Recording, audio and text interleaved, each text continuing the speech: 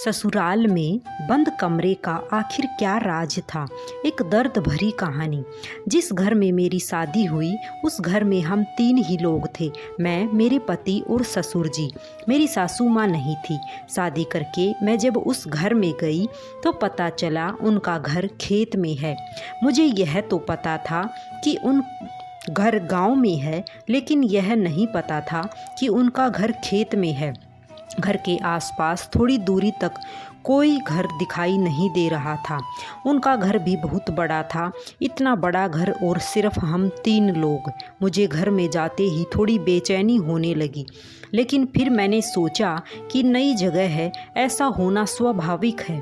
थोड़े दिनों में शायद मेरी आदत हो जाएगी। मेरी तरह शायद सभी लड़कियों को होता होगा। इन्हीं सब बातों में मेरा मन खोया रहा। लेकिन अभी सबसे बड़ा ख्याल यह था कि क्या मेरे पति मुझसे शादी करके खुश हैं या नहीं, क्योंकि शादी के समय उनका चेहरा उदास लग रहा था। ऐसा लग रहा था जैसे इस शादी से वो खुश नहीं हैं। अभी तक मैंने उनसे कोई बात नहीं की और मैं इसी इंतज़ार में थी कि उनसे बात हो। सुहाग रात पर मैं अपने कमरे में थी, सेज पर बैठी उनका इंतज़ार कर रही थी।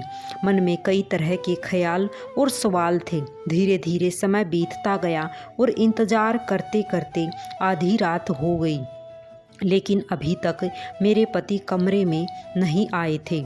आधी रात के बाद मैंने सोचा कि शायद किसी काम में होंगे। शादी में बहुत काम होते हैं। यह सोचकर मैं वहीं बिस्तर पर सो गई। सुबह मेरी नींद खुली और मैं तैयार होकर बाहर गई तो वे मुझे घर के बरामदे में सोए दिखाई दिए। शादी की पहली रात कोई अपनी पत्नी के कमरे में ना सोकर बाहर क्यों सोएगा। मेरे ससुर ने मुझे देखा और पूछा कि बेटा सब ठीक है। मैंने भी उन्हें कहा सब ठीक है। मेरे ससुर ने तब कहा कि बेटा मैं तुम्हें अपने बेटे के बारे में कुछ बताना चाहता हूँ। मेरा बेटा मन का बहुत अच्छा है, लेकिन इसे छोटी छोटी बातों पर गुस्सा आ जाता है। बस इसके गुस्से और कम बोलने का बुरा मत मानना और ज़्यादा सवाल मत पूछना। यह बात मुझे कुछ समझ नहीं आई कि यह किस ओर इशारा था, लेकिन मैंने उस समय सिर्फ हाँ कहकर उनकी बात मान ली। मैं उनसे और कहती भी क्या। मैं सुबह जब घर का काम कर रही थी तब मैंने कोने में एक दरवाजे पर बड़ा ताला लगा हुआ था।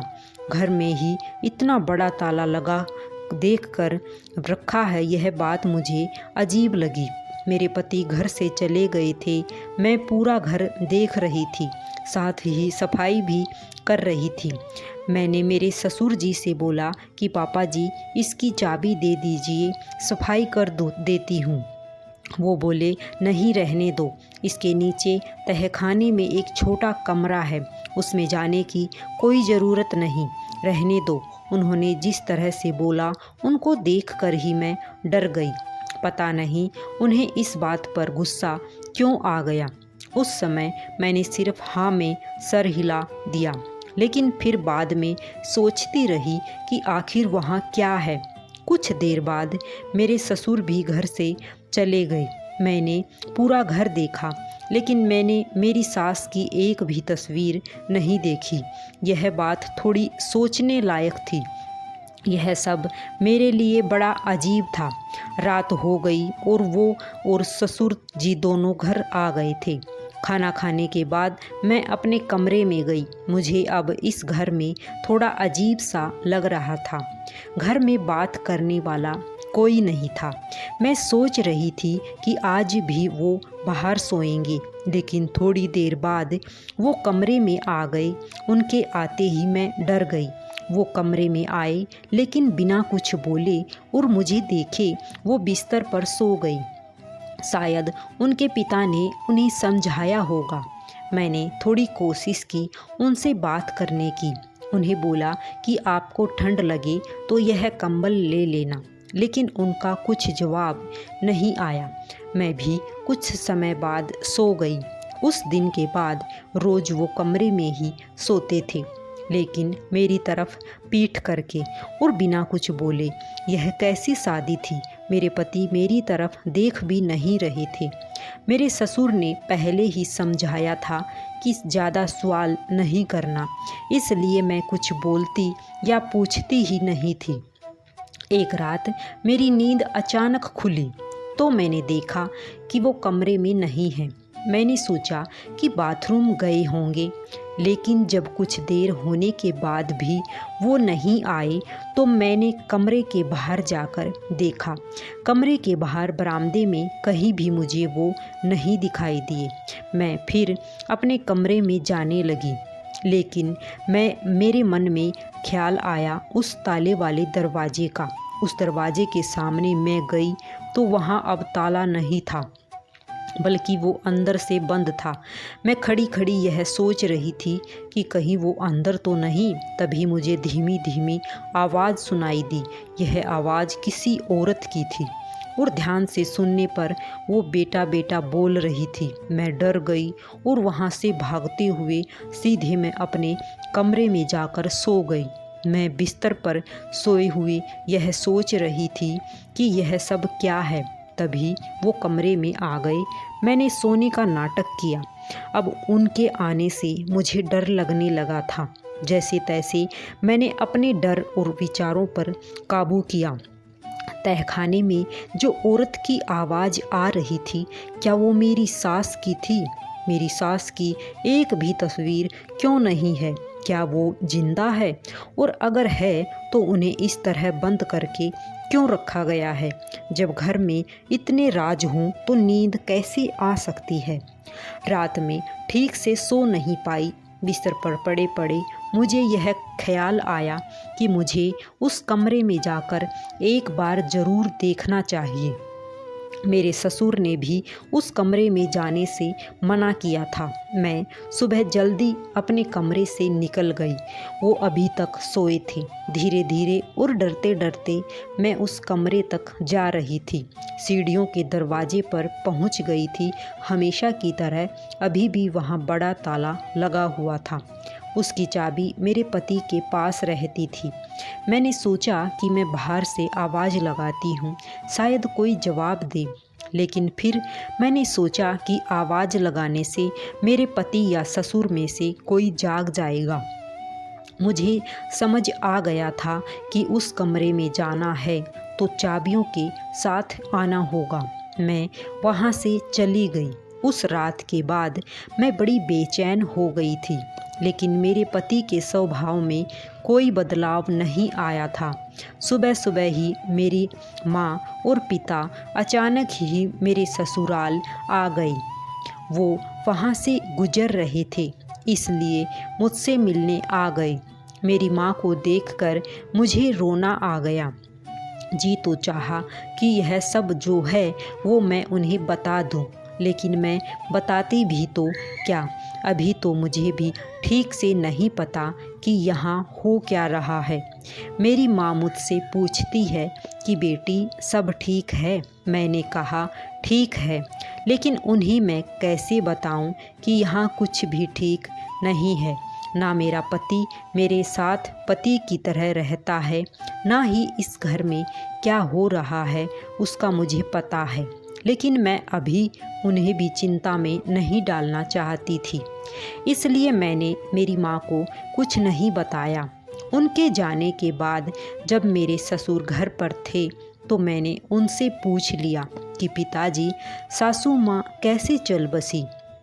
उन्होंने मेरी तरफ ऐसे देखा जैसे कि मैंने कोई बहुत गलत बात पूछ ली हो। बोले, बेटा तुमने मुझसे तो यह बात पूछ ली, लेकिन भूल कर भी यह बात कभी अपने पति से मत पूछ लेना। समय आने पर मैं तुम्हें सब बताऊंगा, अभी इस बात को मत करो।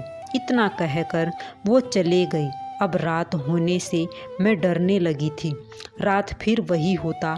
मेरे पति आधी रात को उसी कमरे में जाते और वहाँ से मुझे बहुत धीमी धीमी आवाज़ें सुनाई देती।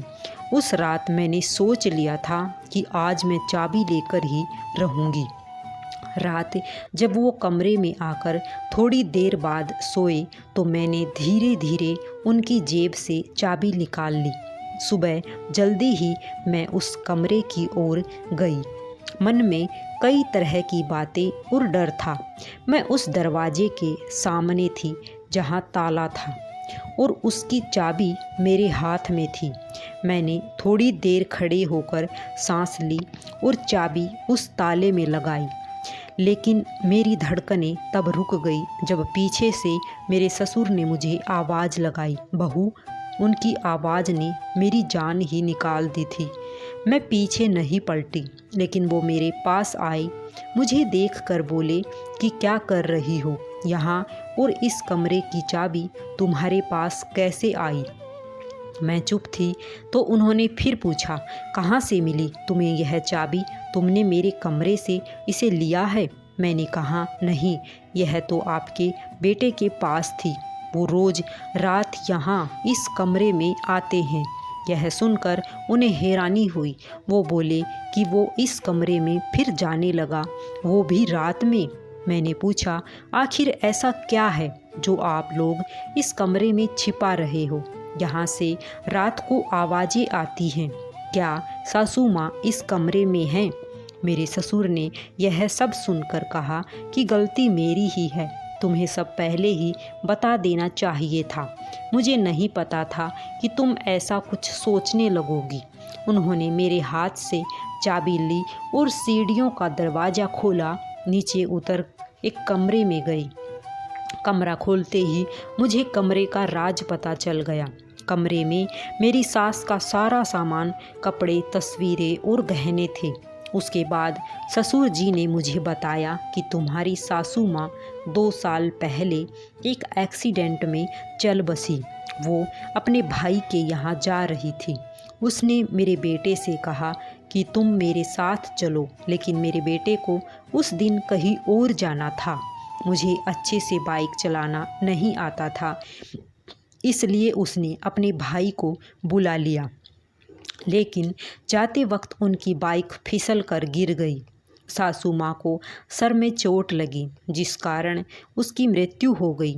संजय अपनी माँ की मौत का खुद को जिम्मेदार मानता है।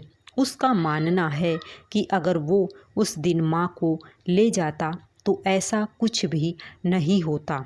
उस घटना के बाद वो कई दिनों तक बोला नहीं। बड़ी मुश्किल से मैंने उसे संभाला है। बात बात पर वो अपनी माँ को याद करके रोने लगता है, गुस्सा करने लगता है, खुद को कोसने लगता है। उसे उसकी माँ की याद ना आए, इसलिए उसका सारा सामान मैंने यहाँ पर रख दिया। वो अपनी माँ से बहुत प्यार करता था। उसके फ़ोन में कई वीडियो हैं उसकी माँ के साथ। शायद रात में आकर वो यही सब फिर देखने लगा है। मैंने सोचा कि उसकी ज़िंदगी में अगर प्यार आएगा तो शायद कुछ हद वो फिर से खुश हो सकेगा। इसलिए मैंने उसकी शादी करवा दी। उसकी माँ उसे शादी के लिए कहती थी, लेकिन वो मना करता था। शादी के वक्त भी वो यही कह रहा था कि माँ नहीं है तो शादी करके किसे खुश करूं। इसलिए मैंने तुम्हें कहा था, उसे गलत मत समझो, उसे प्यार की ज़रूरत है। उसे यह विश्वास दिलाना है कि जो हो गया अब उसे बदला नहीं जा सकता, ना ही उसमें कोई गलती है। उसकी कोई गलती है। कुछ समय पहले जिस पति से मैं डर रही थी, अब उसके लिए मेरे दिल में प्यार और सहानुभूति जाग गई। जो अपनी माँ से इतना प्यार करता है वो कैसे बुरा हो सकता है। मैंने उसी समय अपने ससुर से कहा कि अब आप बिल्कुल भी चिंता मत करें, मैं उन्हें संभाल लूँगी। सुबह जब वो घर से बाहर जाने लगे तब मैंने उन्हें कहा कि आप बहुत अच्छे हैं। उनका कोई जवाब नहीं आया, लेकिन एक हल्की सी मुस्कान ज़रूर आई। माँ की जगह तो कोई नहीं ले सकता, लेकिन फिर भी धीरे धीरे मैंने अपने पति को संभाल लिया और उसे इस सब में से बाहर निकाला, क्योंकि मुझे पता था कोशिश करने वालों की कभी हार नहीं होती। और अब हम बहुत खुश थे अपने जीवन में। अगर कहानी पसंद आई हो तो चैनल को सब्सक्राइब अवश्य करें। सभी को राधे राधे, सभी को जय श्री कृष्ण। राधे राधे।